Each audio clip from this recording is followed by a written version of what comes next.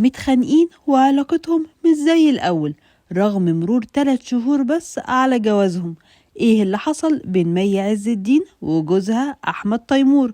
وايه اللي خلى جمهورها يتأكد ان في حاجة غلط ويقلق عليها؟ خلينا في البداية نأكد لكم ان مي عز الدين اتجوزت من الدكتور أحمد تيمور بعد قصة حب بدأت قبل جوازهم بشهور. بس الجوازة دي قابلت هجوم وانتقادات كتير جدا، وده لسببين: ان مي اكبر من جوزها ب 13 سنة، اما السبب التاني بقى هو علاقاته النسائية الكتير، لان احمد مصاحب بنات كتير جدا بالوسط الفني وبره الوسط الفني. طب ايه حكاية انهم متخانقين وعلاقتهم مش زي الاول؟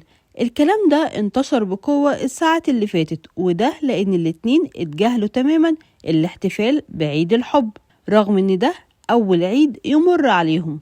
واحمد مفكرش يكتب لها اي رسالة حلوة على السوشيال ميديا زي ما كان بيعمل الشهور اللي فاتت، ولا مي كمان كتبت حاجة ولا فكرت تنشر صورة واحدة معاه.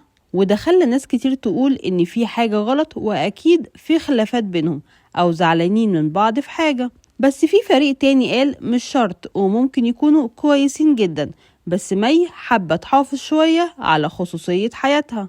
تفتكروا فعلا مي زعلانة من جوزها ولا بتحاول تحافظ على خصوصية حياتها؟ شاركونا بالتعليقات.